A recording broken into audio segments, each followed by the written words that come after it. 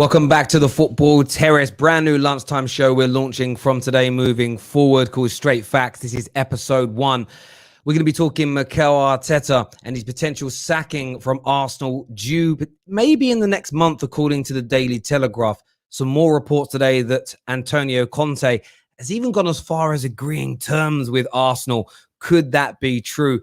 We're also going to be taking a look and predicting the Premier League ahead. And I'm joined by a very special guest for our first episode today, Premier League royalty, ex-Chelsea, ex-Manchester United, ex-Aston Villa goalkeeper, all the way from Sydney, Australia. Mark Bosnich is here with us right now. How are you, Mark? Very good. Thanks, Terry. And thank you for that wonderful introduction. And hello to everybody in the UK. I hope you're all okay. I'm sure everyone's good. You're just in is it your second or your third lockdown stint currently? Second lockdown, but into our third month. So we've been locked down since I think it was around about middle of June. So we're coming up to the third month now. We'll be locked down definitely to the end of September while the vaccination rates gets up. Then after that, it'll depend on how high our vaccination rates are going. So okay, I've got 2 young kids. One of them is a 9-year-old who's actually sat right next to me listening to this, and the other one's a 4-year-old. But they've done very well. It's hard for them to understand, but so far so good. They've done very well. Their mum has done a great job, especially with the homeschooling. Yeah, but I bet. I mean, I during lockdown, I had a newborn, literally born in lockdown, wow. and a 2-year-old, which was just. Some days lovely, some days absolute hell, to be honest. So, thank God their mother looked after them so well, because I would not have been able to have coped. So yeah, 100%. Here for the mums. Absolutely. Lots going on in the Premier League. We kind of hit this international break, almost a little bit of a nice lull, really, after a very intense transfer window, the Euros, Copa America in the summer. But there's so much going on right now, and probably the biggest talking point at the moment is surrounding Arsenal Football Club. Mikel Arteta's job heavily on the line, it feels. Fans, say 80% of Arsenal fans I come across on social media want him out, want him sacked, want him gone. Do you see, how close do you think he is to losing his job? Do you feel that it's right that the club are thinking about maybe moving him on? Or do you actually think maybe the opposite end of that he's actually a lot safer than maybe the media is making out?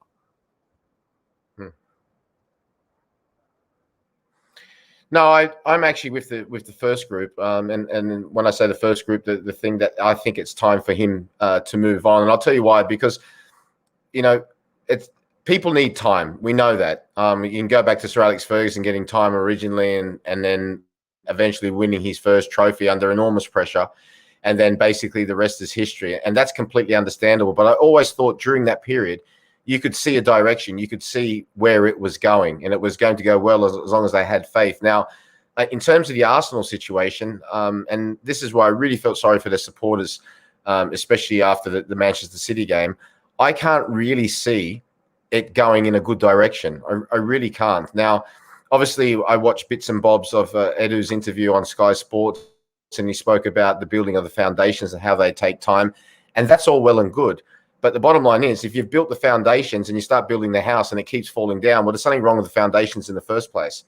And like I said, some of the team selections that I've seen, I understand because of COVID and injuries, they keep saying that they haven't been able to have their, starting 11. But I just see a total lack of team spirit. And when you see a total lack of team spirit, regardless of who's playing, that signals to wider problems, i.e. with the messages that they're getting within the squad. Now, that's up to the manager. It's an unfortunate part of football that, it's far easier to change one person than it is for the whole team. But that is the way that football is.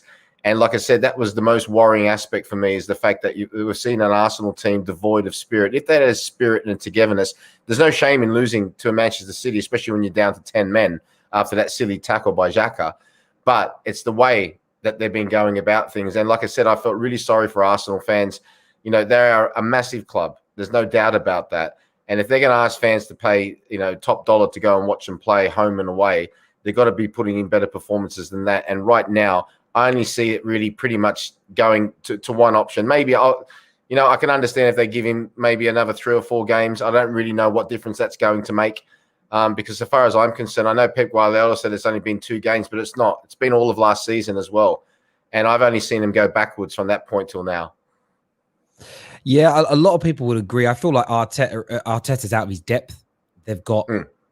I understand. I mean, what Edu has said today about we're building a foundation for the future. There's almost suggesting that he understands the fan criticism, but he's almost disregarding it and saying, we've got a plan. We know what we're doing. We're building for the future. Relax and leave us alone. But he's clearly lying in the sense of he must see what we all see on that field of play. No one's playing for this manager, as you say, that the spirit is gone, the togetherness is gone. And I mean, is that something you ever experienced as a player, being part of a group or a team where the dressing room had just lost faith in the manager and the coaching setup? Well, not the whole dressing room. There was a time, unfortunately, with Ron Atkinson, who was an exceptional manager, and we'd won the League Cup literally 6 months before. And there were certain parts of the dressing room that he had lost. A lot of the players that he had lost wasn't really through fault of his own, but it was clear that they weren't basically pulling all in the same direction. And in the end, it ended up with him receiving the sack from the late deadly Doug Ellis.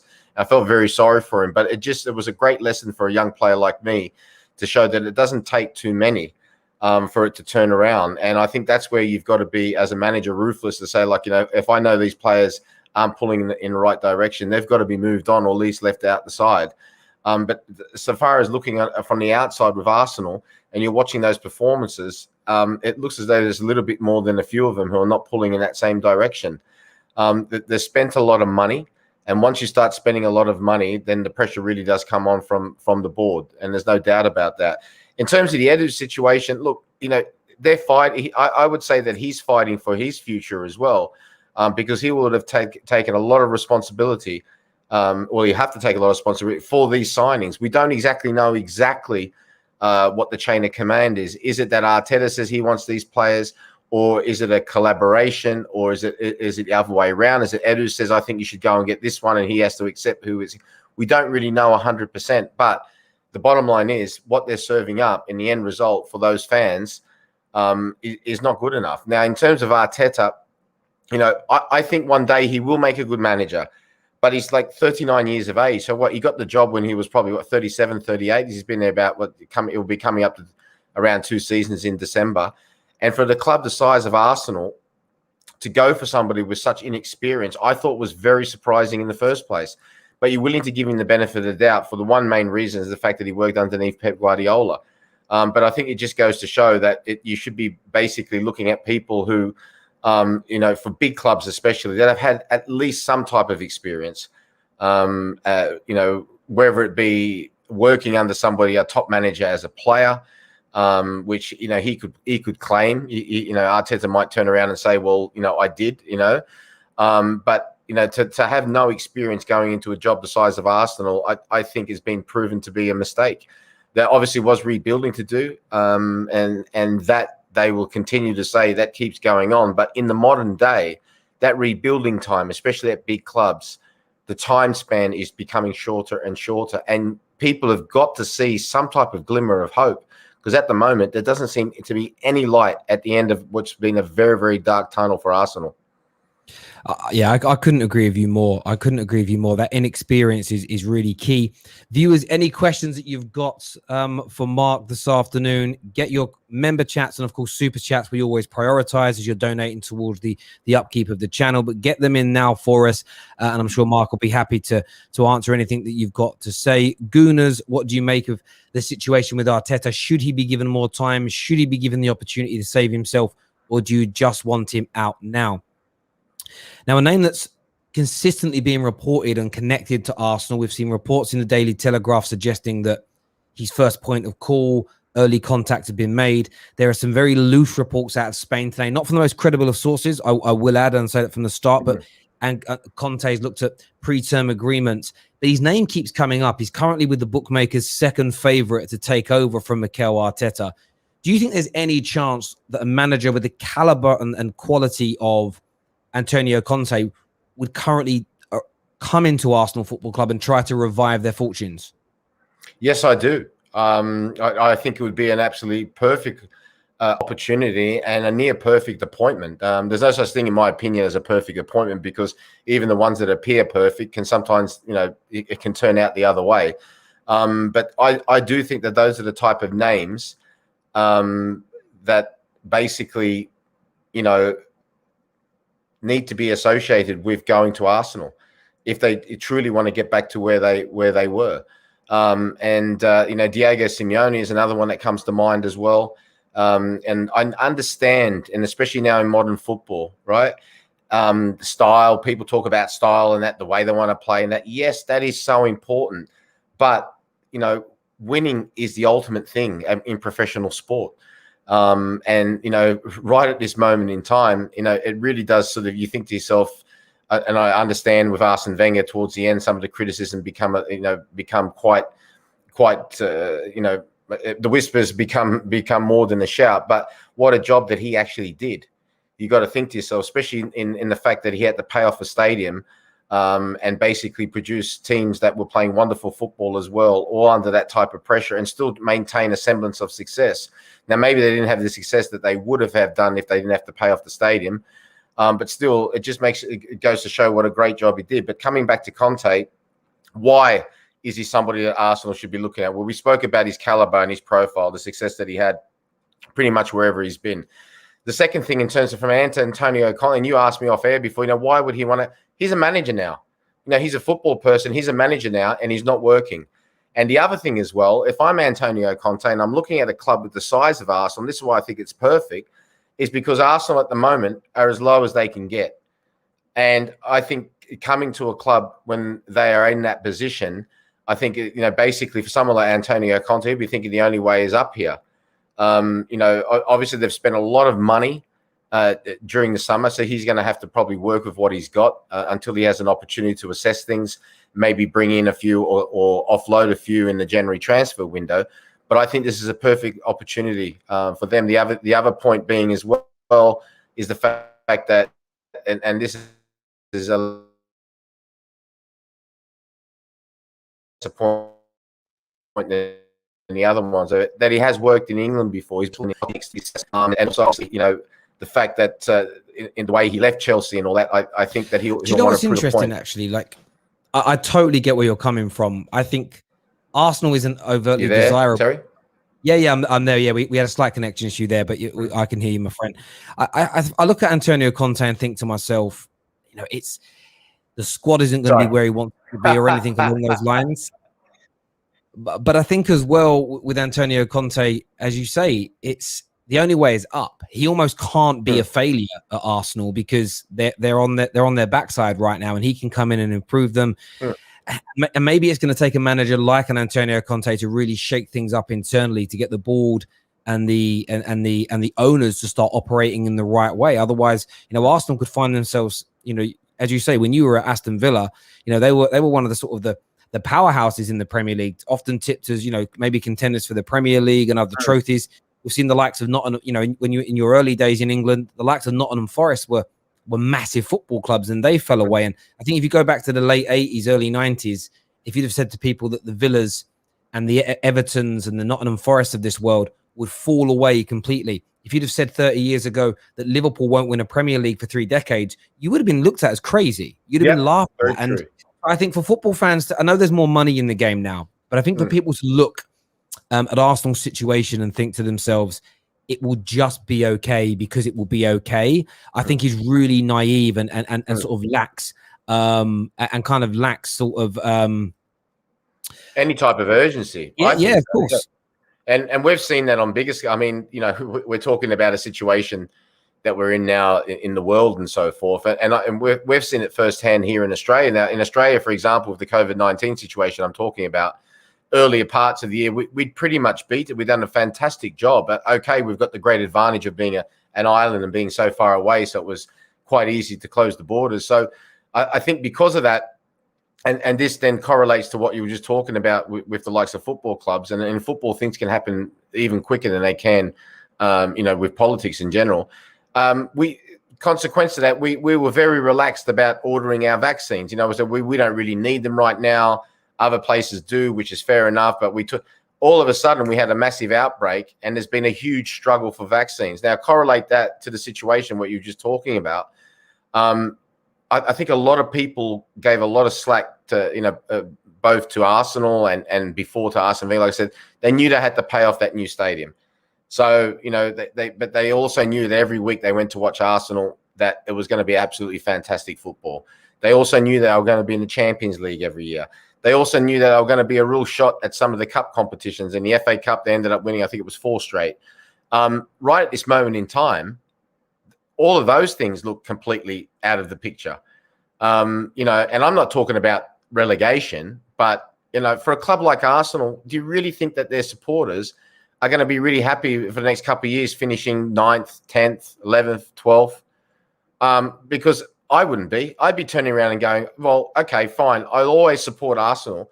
But if you want my hard-earned money to be a true supporter in terms of either turning up to the game or paying for my subscription, wherever it may be around the world, at this moment in time, I'll just wait for that until you get back to basically where you should be.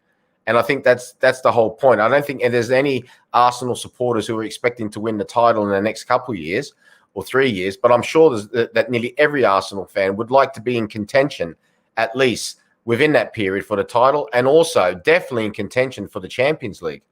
They should be thinking to themselves, there's no European football full stop, but there's 3 competitions now. The Conference League starts this year as well. Should be definitely thinking the fact that, okay, first and foremost, let's get ourselves at least into the Conference League or the Europa League, yeah? But then, as sooner rather than later, it should be like we should be contenders for the Champions League. No, absolutely, and that's what I think with Arsenal fans. And I'm not trying to put words into their mouths. I do get this feeling of if there was some light at the end of the tunnel, they'd be a bit more relaxed. They would be a little bit more respectful. There'd be a little bit more time given to managers. But right now, tolerant. I can understand that, but I mean, like I said to you before, and they've played Chelsea and Man City in the first 3 games, okay, and obviously Brentford in the first game, but. I think where the anger really comes in, it's not the fact. I don't think a lot of people expected them to beat Chelsea or to beat Manchester City. I think the majority of us expected them to at least minimum. Well, I expected them to beat Brentford, but it's always very difficult against a newly promoted side in the opening game of the season. But I expected them at least to get a result. It's been the manner of those defeats. Yeah. And I think that's been the galling fact. To watch it, a spiritless team is one of the worst things in football. To see a team, that's been a great side, has been a great club, not this particular side, but in the past, to see that the way that they're losing without any type of spirit is really disheartening. Yeah, I couldn't agree with you. And in your time in the Prem as a player here, Arsenal were, they were an absolute powerhouse. And it must have been, as a goalkeeper, it was. I got them up against Henry and Bergkamp and whoever else. Now you look at it and think, I look at Norwich. This is one of the telling factors to me about the situation with Arsenal. A lot of positive gooners are saying things like, we'll be okay. Our next game is Norwich. We'll beat Norwich and we'll kickstart our season. If I'm Norwich right now, I'm licking my lips at playing Arsenal. I feel like the way Norwich play, there is no foregone conclusion that Arsenal go there, score 3 goals, pick up the 3 points and go home again. And there is still some fans with hope. They don't get a result against Norwich on the weekend back after internationals. I honestly feel we'll see the biggest meltdown and a sort of splurge of anger from Gooners ever. It will be AFTV and chill 110%. Big up Don Robbie over there. But Gooners, get your questions into Mark. Anything you want to put to him, or just to gauge his professional opinion on what can go on in these situations. We do have a few comments here. Kevin here says, what was your favorite moment at Manchester United? Also calls you a legend there as well, Mark. What was your favorite moment as a Man United player? Well, thank you very much. Winning, I was fortunate enough to win 2 trophies in the one season. So obviously winning the Premier League's lifelong ambition, and the other lifelong ambition was to win the World Club Champ. Well, we know it now as the World Club Championship. It was known then as the Intercontinental Championship against Palmeiras in Tokyo. And that was a game that we used to watch along with obviously the Premier League and the European competitions quite a lot here in Australia. So to become the first British team to win that was an absolutely fantastic night. Yeah, I bet it's Look, I'm as a Man United fan, obviously that period there, like from the treble season for the next 3 years, was such a good team, and so much going on there. What was it like your first match, sort of walking out at Old? Well, did you notice a difference, for instance, in standards, sort of when you walked in training, in terms of the expectations of the likes of Roy Keane and Gary Neville and David Beckham? Was there a different attitude there, say, compared to the dressing room at Villa? No, I wouldn't say not a particularly different one. No, every dressing room that I played in, I was very fortunate. There were always high expectations to go and to win things. Doing it is another thing. And the other thing as well, remember, there was a difference to when I went back to Manchester United to when I was there as a kid between 88 and 91. But I think that came with success. It was a lot more. I would say it was a lot more relaxed atmosphere.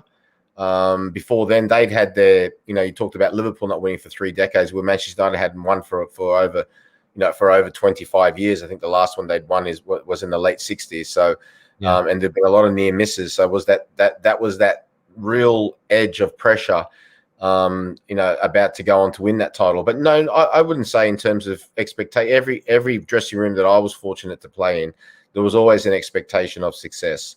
And that was no different anywhere else. And you've always got to temper that with the fact as well that you don't want to go too much overboard with that, because then that can lead to sometimes players getting a little bit inhibited about what they need to do. And like I said, there's one thing that can do that and can really balance that out is having success.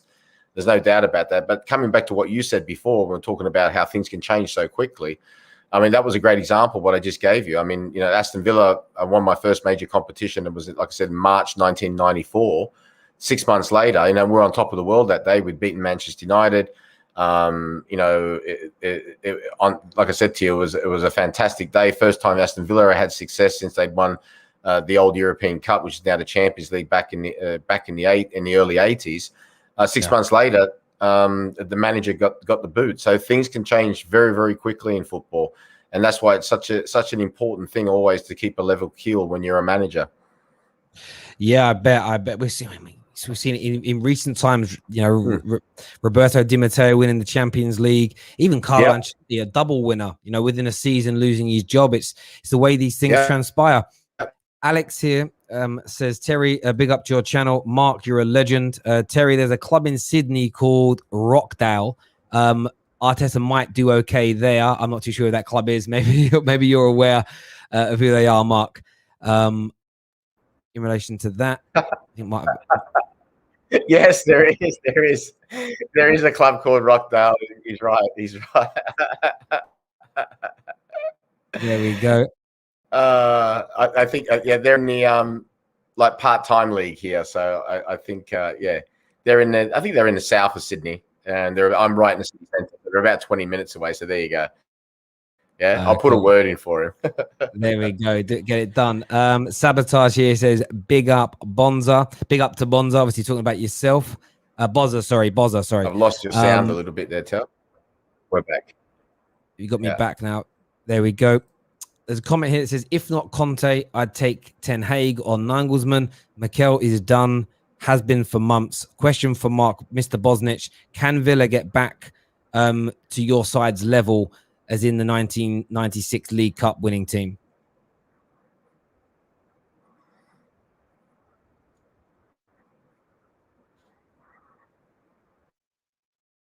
Aston Villa first. I'll take the second part of that question. Definitely they can. I really like the direction that they've been going in under the new owners and the manager and the technical director. I thought he was really class with his the way he said goodbye to Jack Grealish. So no doubt that they can get to that level, and I think even further. In terms of the managers, Ten Hag, I'm not so sure about. Nagelsmann would be an absolutely great get. There's no doubt about that. And I'm sure Arsenal will have other options. But I just think that they need a real impact manager. And I believe that Conte would be that. I believe like Diego Simeone would be that, right here, right now types of person. But Nagelsmann, I wouldn't rule out as well. I wouldn't, if I was an Arsenal fan, I would be okay with him. Like I said, instead of Ten Hag, I'm not so certain about.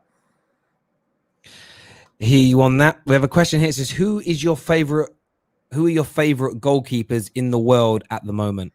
Well, right now, I think, especially after the Euros, I think Donnarumma, for me, he played a vital part in Italy winning that tournament. There were other great heroes that Italy had, but I think his performances now and then as well, he's put me as one of his favorite. I always like David De Gea, Manuel Neuer, the ones that were taught, Jan Oblak from Atletico Madrid. There's been a lot of them. Alisson has been great. Edison has been great. So Emi Martinez, the boy who was at Arsenal and went to Aston Villa, he's been absolutely fantastic. A lot of good goalkeepers, but standout right now at this moment in time has to be Donnarumma. Yeah, I mean he looks excellent. He's such a size as well. Massive, and very agile, which is really important. Yeah, no, absolutely. Couldn't agree with you more. In terms of goalkeepers, we're going to get onto the big six in a minute. It's kind of a good segue. Man United have a bit of a goalkeeper issue at the minute. You've got Dean Henderson and you've got David De Gea. Which of the two do you think Ole Gunnar Solskjaer should go with and invest in? Well, right now at this moment in time, I think, and that's the important thing. I think long term it will be Dean Henderson, but right now David De Gea. And I think he's been proving that. He's obviously set very, very high standards earlier on at Manchester United. You could say probably the last couple seasons it hasn't been as high. And just like with great players or players who have that ability to really dazzle in a game, and then when they don't, they're sort of their missingness, if you like, is exacerbated. And I think when David De Gea's standards dropped a little bit, it was a little bit more exacerbated because nobody was used to that. But I think as we saw against Wolverhampton Wanderers, he's still capable of pulling out the real, truly important saves, which are saves that changed the game. I mean, the double save that he made from the corner in the second half, and they were under a lot of pressure, Manchester United, especially, in that first half as well. But, around that time, if Wolves score there, they go on to win that game. He makes that wonderful double save. Manchester United go and win that 3 points. Now, that could prove vital in the end. So I think he stays with David De Gea and obviously Henderson for the long term. But I think right now it's David De Gea. Yeah, I think a lot. I mean, the saves he made the other day against Wolves, I mean, that double save, it kind of was like throwing things back a few years. It was absolutely sensational. Absolutely sensational. It really, really was in what he did there. And Henderson does look like he's got a future, but maybe a little too soon for him right now. Viewers, keep getting your questions in. Blue Viper here says Wolves were robbed. I mean, well, Blue Viper's actually got a point. I wouldn't maybe go that strong with the wording, but he's definitely got a point. And I felt sorry for them because I thought they played really well and put Manchester United under extraordinary pressure. But for me, that was a foul from Pogba. If you watch it in slow motion, you can see the guy's shin pad going all around the other way as well. And I was very surprised, especially after I looked at it at VAR. I know with the new rules, and which I agree with, I don't think, and especially English football is known for its combativeness and the fact that they do let a little bit more go. And that's understandable. But and all you can hope for is that the football gods even those things out, because I thought Wolves were very hard done by, put it that way. Yeah, absolutely. We have a super chat here that says, if Arsenal could get in Luis Campos as director of football along with Conte, how do you see the club in the next few years? Well, in terms of Luis Campos, I'm not over the, I don't know him particularly well, and that's no disrespect to him. But I think the more important thing is to get the right manager in. The director of football role is still a role that I think is vastly misunderstood within football circles. And when I mean that, I mean even with fans as well. Sometimes they've got too much power. Sometimes they may have too little power. Sometimes they're just there and they're just a neutral figure, or just somebody who can be a link between the manager and the board. And whether or not that suits the club or not is really down to the club. But I am of a true believer that, when you get a manager in who's going to put his name to that team and his reputation to that team, he has to have the final say. No problem for a manager to turn around and say, okay, look, it says to the director of football and the board, I want a left back. These are my 5 choices. Okay, then there's no problem for me, for the director of football and say the board or members of the board to turn around and go, okay, look, we'll go and speak to these 5 and we'll come back to you and we'll say, this is exactly what the five want. These are the parameters of each deal. This is how much it's going to cost us. From our perspective, we'd rather you go with choice free. But if you really want choice one, this is what it's going to cost and all that. It may be difficult, but we'll still back you. Or even just say, look, we can't afford that one. So these are the ones that we can afford and that we will have. I really think you are getting into dangerous waters when you start basically signing players and saying to a manager, this is the player that I've signed. Here you go. Because then I'm telling you now, things will happen in a certain situation where the manager might say, well, look, listen, it might just come back to him and say, I didn't want that person in the first place. And that can create a lot of issues. It can really lead to problems down the line. So, like I said, so far as I'm concerned, in terms of Arsenal, they are somebody like Conte, Diego Simeone. They are real impact managers, great experience. They've had success before. Exactly what a club like Arsenal will need. And we'll send a message as well out there to say, look, we actually really mean business here. Yeah, no, I hear you on that completely. RJ here, also one of our viewers from Australia, says, hi. He says, share your, maybe this is some Australian slang, share your Sir Alex Ferguson spray about your trackies. About me track. I think that was when I was there the first time. I would have been about 16 or 17. I think it was in my first or second year. And the A team used to play on a Saturday morning. And to be fair to Sir Alex, he used to come and watch the 18 games. So it was the B team, which were like under 17s, 18 were like under 19s, but you could still play overage players as well when they were coming back from injuries. And then there was a reserve team and the first team. So that day we're playing Liverpool, and that was always a massive thing, playing against Liverpool. And it was early November. It started to get really, really cold. I remember Alan Hansen was playing for Liverpool that day as well, and Steve Staunton, funny enough. And they had the wind with them in the first half. And when I say wind, we're talking about hurricane here. I mean, like absolute hurricane. And it was bitter and it was cold. And I thought, I'm going to put tracksuit pants on here today. This is free. I come from Sydney. This is freezing. Anyway, they were leading 1-0 at half time. And you know, the A-team coach, the late Eric Harrison, he was smashing us. And all of a sudden, Sir Alex came behind him and smashed us even more. And he turned around to me and he said, and you, if you don't take those tracksuit pants off, he goes, I'm going to send you up to Aberdeen and make you play in shorts and training shorts every day. That would be proper cold. So either you take those things off, or I'm going to send you to Aberdeen, or I'm going to send you back to Bondi Beach. Anyway, I took the tracksuit pants off. Second half, we won 5-1, so all was forgotten. There we go. What was that like as a young man, like Sir Alex Ferguson, like giving you the hairdryer?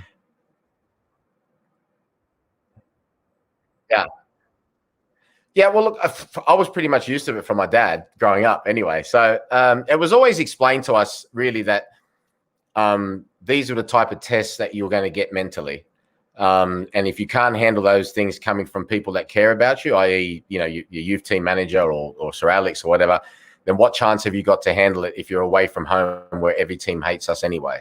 So you prepared yourself mentally for it. You know what I mean? So it was something that sort of like, you know, and I remember also once somebody saying, you know, don't worry about it if he's having a go at you. That means he cares about you. If he stays quiet and doesn't say nothing to you at all, that's when you got to be concerned. Yeah. So it was something, like I said, that was known that it was going to happen if you didn't perform up to scratch. So you kind of got used to it from a mental perspective. I hear that completely. Ladies and gentlemen, we're going to move on and talk about some of the top 6 challenges this year. Cristiano Ronaldo returning to the Premier League. Smash that like and that share button. Let's do it, people.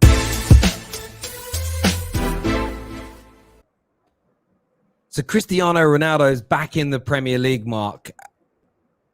What kind of impact do you think he's going to have on Manchester United? I've heard a lot of people say he's past it, he's too old, he won't be able to match the intensity, right through to other opinions, which is Man United are now seen as the outright favourites to win the Premier League because of Cristiano Ronaldo. Like, what's your take on his inclusion in this Man United squad?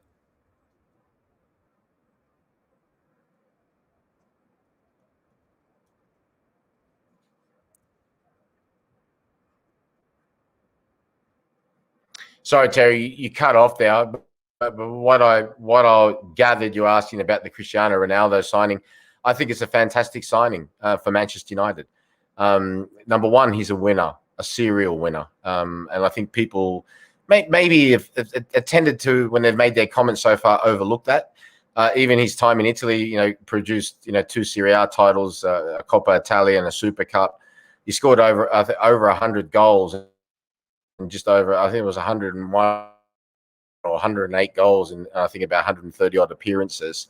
And that's in a league that is traditionally, you have to say, the best defensive league, arguably in the world. And also, you look at some of those players, you look at the way Italy played in the Euros, and the majority of those players that play in the Italian side play in Italy.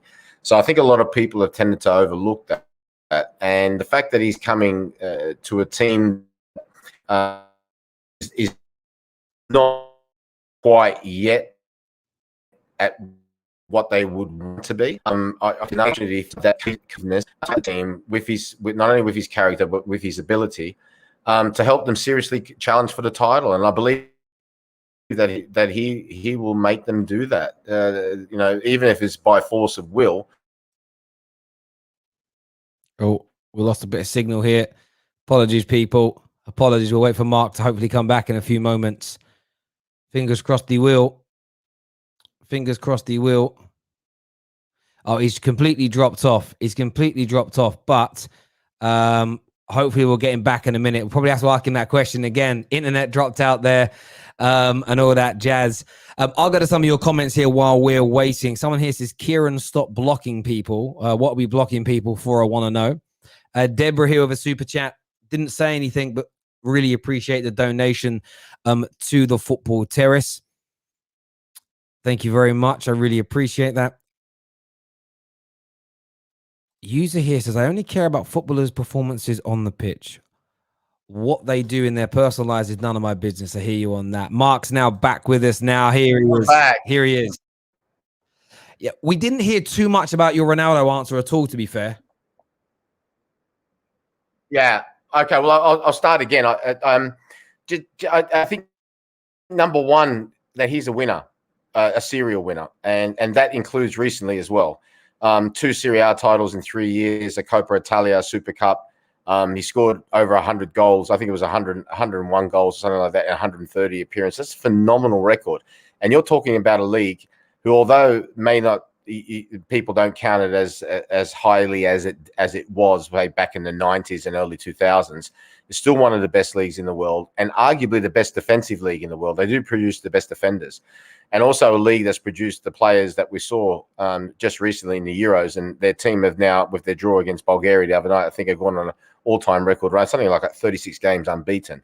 So that's that to one side. In terms of his character, I think with coming to a team like Manchester United really needs that talisman, that icing on the cake, if you would like, to actually propel them to a different level.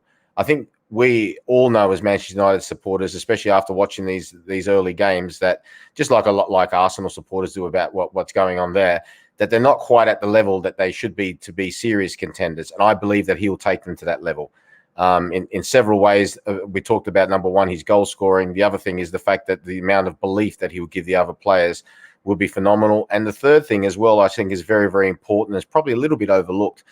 There's a lot of players in the Manchester United team who are world-class players, but I still think are still getting to the point where they're getting to the point where they still cannot carry the can completely on their shoulders just yet.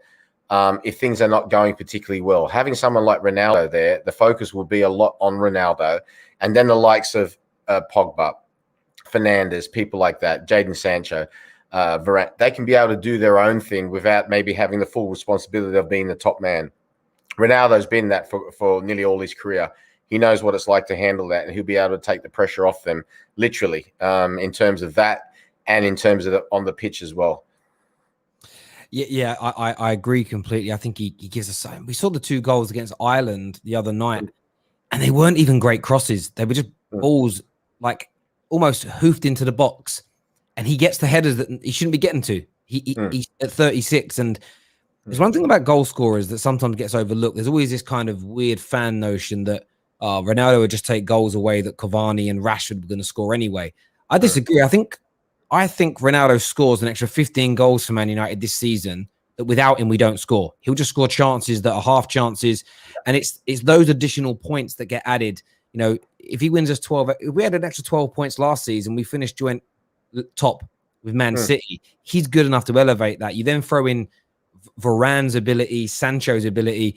Like for me, Man United have to be considered heavy contenders. I'm serious contenders. I truly believe that signing is before that signing. I said this when I do my regular slot on Monday morning on Sky Sports News and to other publications and that around the world. I still believe at the start of the season that they were contenders. But after watching, especially the first couple games, I sort of thought, well, contenders they are, but I think Liverpool and Chelsea are probably closer to the favourites, which are Man City. This signing has put them in that category of being serious contenders. And when I say serious contenders, I still believe that Manchester City will be slight favourites, but any slip up, and if Manchester United do exactly what they should do in terms of playing to their best of ability, and I think that they're ready to pounce. And I really do think that this signing, like I said, is a real indication of that. And I think as well, from the mental perspective, which is going to be so important with all the games that they're going to be coming thick and fast. You've got somebody there, like I said, who's arguably we've got to understand this, arguably the greatest player of all time, and definitely been, along with Lionel Messi, the greatest player that we've seen and have the privilege to see over the last, 10, 15 years or so. Yeah. So it's going to be, like I said to you, for me, it's going to make it so exciting. It is. The one thing I wanted to ask you on top of that, though, is there's a fan expression of Ollie tax that gets used. You know, Ollie not being good enough to get us over the line. What's your view on Ollie? Obviously, you would have played with him. You know him personally. What's your take on him as the Manchester United manager? Is he good enough to? I think he's a great manager. I think he can manage the egos. I think he understands the club. But is he a good enough manager to get us over the line to win Premier Leagues and Champions League, which is, of course, the overall aspiration has to be to achieve that? Yeah, well, before we start this, I have to claim being biased, just for clarification's sake, because like you said, he's an ex-teammate of mine who I deeply admire and who was a great player in his own right, a fantastic goal scorer, a fantastic character. Now, I never played underneath him. I can only go off what I've been told. And the answer to that question is yes. But like I said before, in terms of sort of transparency, I am biased. And I do believe that. I've seen a massive improvement, to be fair, since he came there, with pretty much everything. Now, there's been some disappointments. Europa League final was a disappointment. There's been some other big games which you look back and say, it's a disappointment and so forth. But I've seen a difference. And, comparing it to the Arteta situation before, I see, and I have seen for quite some time, light at the end of this tunnel. And a lot of people obviously will look at, say, what Tuchel has done at Chelsea and sort of thought, maybe think to themselves, why can't somebody come and do that for us or whatever? Well, I think that Ollie's in a process of building something that's going to go for a long term, for a very, very long time. Chelsea's not that type of football club. And all fairness, I'm not having a go at Chelsea, because the bottom line is, since Roman Abramovich has come in, regardless of what you think about his hiring and firing, they've won more domestic trophies than any other. They've won more trophies rather than any other domestic side. So that's what works for them. With Manchester United, a little bit different, because the stability side is very, very important to them. It was always going to be difficult when Sir Alex retired, and they sort of stumbled a little bit and gone from this to that and the other. But I do believe that they. Well, if put it this way, if they don't, they should go and win a trophy this season.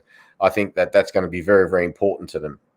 But in terms of the title, they should be looking to win that, and I believe that they can win that within the next 2 or 3 seasons. And I believe that Ollie is the man to do it. Now, if that proves to be wrong, I'll hold my hand up and say, okay, maybe it was my bias that I am wrong. And maybe they'll have to go look elsewhere. But I don't think that time is right now. He's building something very special, in my opinion. It's interesting you say that as well. I mean, the thing with your biases, though, is it gives you an insight into the man. So a lot of things that Ollie's, I don't want to sound disrespectful, because Ollie's someone I love because of what he did for my football club. publicly, I don't think he's the best communicator. I think sometimes, and that's a language thing, I think, as well. Sometimes he says things and it's like, oh, he could have used, like when I listen to a Jurgen Klopp speak, Fergie was the same. They speak with such authority, everybody listens. I don't often think Ollie's the best public speaker, but I don't think that's the same behind the scenes. Every story I've ever heard, whether it's from Gary Neville speaking about him or others, like he's a much stronger man than his public persona dictates. A lot of people look at him and think he's a pushover, he's weak, he's a yes man, he's too soft to be at this level. No, he's not that. Yeah, he's definitely not that. Yeah. And I would much rather it to be that way than the other way around. You know, can you imagine if you saw somebody publicly in any walk of life go, wow, he's really strong or she's really strong, but behind closed doors, they just collapse like a pack of cards. So in terms of, like I said to you, I'm biased. So he's always, he's very humble. He's very understated. And as well, coming back to what I said before about having success, you know, when I was said to you about the, you know, Manchester United as a place, the difference between the first time I was there and the second time was the success. That does give you automatically a little bit more authority when you're speaking with the fact that you've got titles behind you or you know, European Cups behind you and all that. Automatically, that gives you a lot more authority. But like I said, you know, a lot of people sometimes overpromise and underdeliver.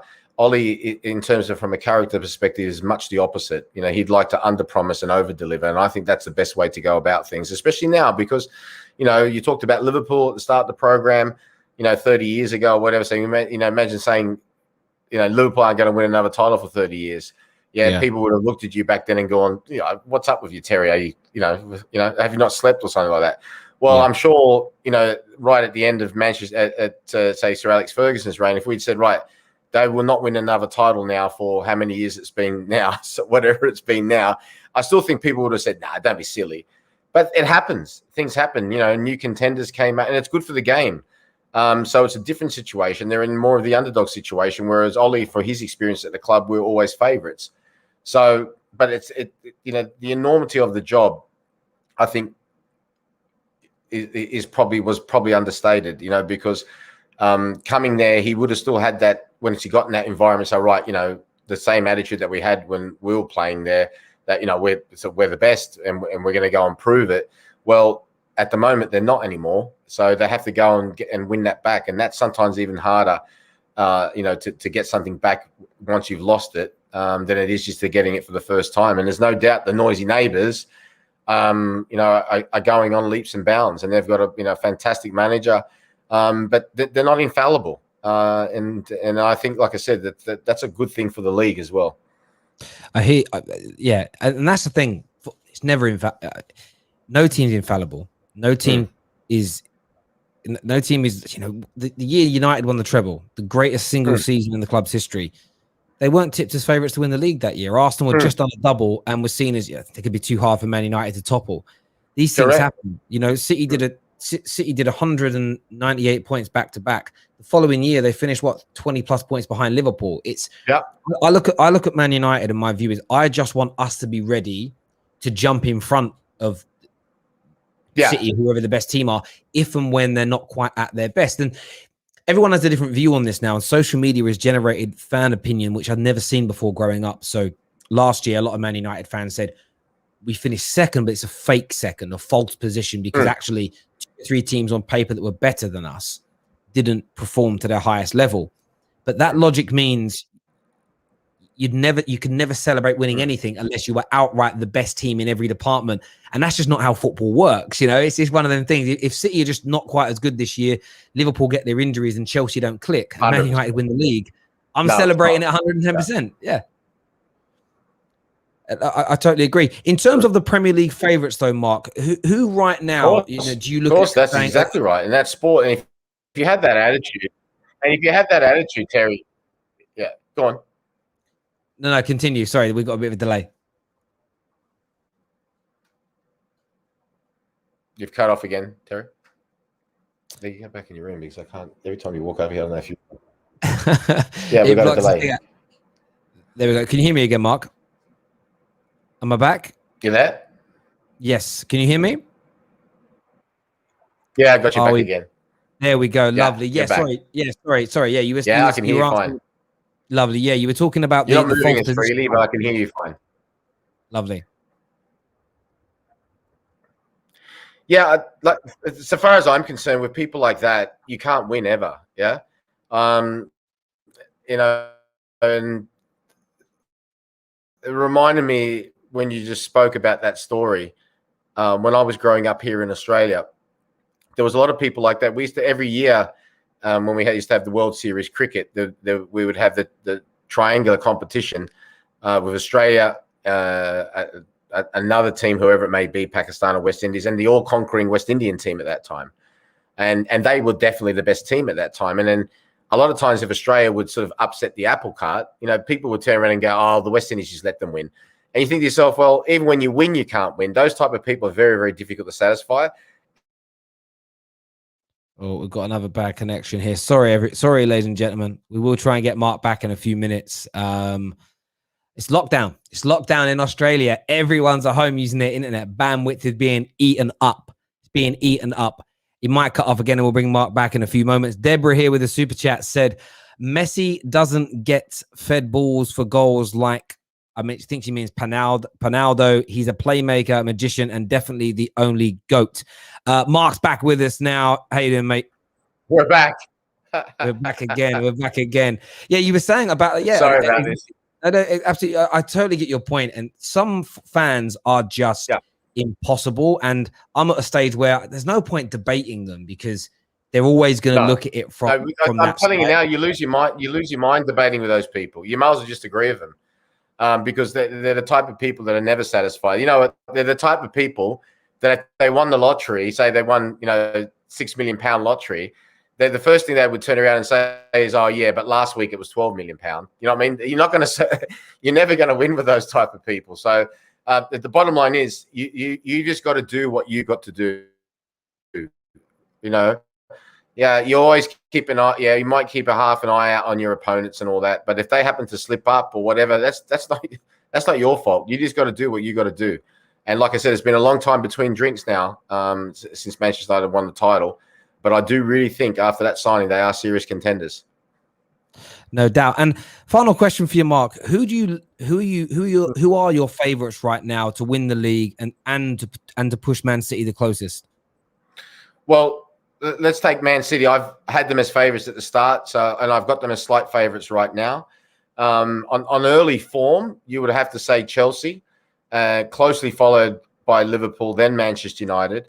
But after the signing of Ronaldo, I'm going to put Manchester United up alongside Chelsea, and there's not much gap between them and Liverpool. Hardly any gap. It's an injury or a suspension as serious contenders. And that the title will come from one of them four. The other teams that have been impressive, I think Tottenham have been very impressive. I think there's a perfect club for Nuno to go to. They look very organised, very hungry.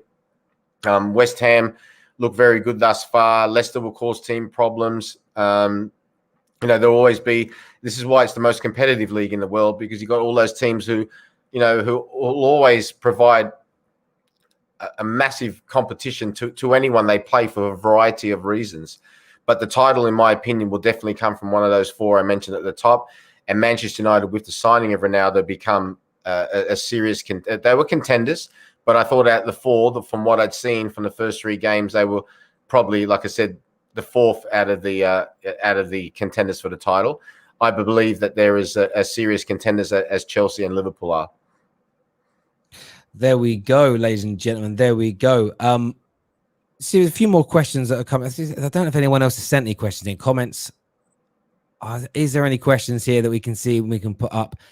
Not right now. I'll give you a second or two. If anyone wants to send a final question in for Mark, get that in for us now, or forever hold your peace. Make sure that like button has been smashed today. I agree with you, by the way. I United as four favourites. The Ronaldo signing has changed that. I think we'll win the league. I think we're going to win it with Ronaldo. I've got a feeling. And actually, I feel like we mentioned those kind of negative fans a little bit earlier. There's part of me that wants us to win it, just so I can see their responses to it and have a good laugh. I'm telling you now, rather than sort of get your hopes up to even have a laugh with them, you know what they're going to say? They're going to turn around and go, yeah, but Man City were concentrating on the Champions League, or Liverpool had injuries, or Chelsea, they had. But I'm telling you, Yeah, just sort of hopefully that they come along to the party when Manchester United win the title. Yeah, I mean, there's a couple of guys that I know that make content about it, and look, listen, fair play to them. Like, I do what you do. You do. You're happy. I said, different strokes for different folks, each to their own. But like I said to you, it's very, very difficult for the rest of us to get a positive remark out of them. Just think about the lottery example I gave you. Yeah. No, mate, I won the lottery. £6 million. You go, congratulations, how happy? Yeah, it's all right. I mean, last week it was 12 million. Yeah, okay, fair enough.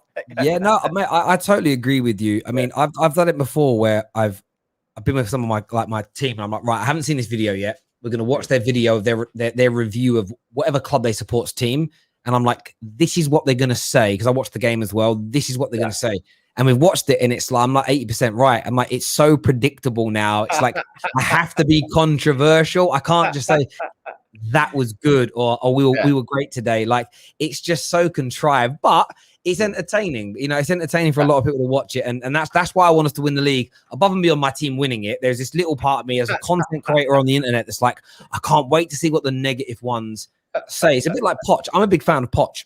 And we've got a few Man United fans that were like, Poch would have won the Prem with Man United's squad last year. I loved watching their rationale as to why he couldn't win Ligue 1 last year with PSG's team. There you go. And that's what I love. And that's what's great about social media. It really gives us an opportunity to kind of go through these things, have a bit of a laugh and a joke and a play. You know, it's football. It should be fun. Like, when you talk football, 100%. 100% right with that, Terry. Yeah, we all got a passion. We want to be as knowledgeable as we possibly can. And that's why when I do my TV stuff over here, I mean, I could talk tactics to you that would make you go, wow, you know, football sounds like it's like, you know, an effort to go to the moon. It's like working for NASA. But it's not really about that. You know, have your passion. Yes, throw in a bit of tactics so everyone can understand a little bit. But the bottom line is it's fun. And that's really, you know, at the end of the show, it's great you should say that, because when you used to walk out the dressing room, even when we were young kids with Sir Alex, you know what he used to say? Yeah, he used to say, remember, your breathing, your concentration, and last but not least, enjoy it. And that's what football's about. No, I couldn't agree with you more, Mark. I really appreciate you coming on the terrace today and having your say. It'd be great to get you on again in the anytime, future. Terry. Thank you. Not a problem at all. Everyone who's tuned in, smash that like and that share button. Thank you all for your super chats, your questions, your member chats into Mark this afternoon. This is episode 1 of Straight Facts. Until next time, take care. Goodbye. God bless.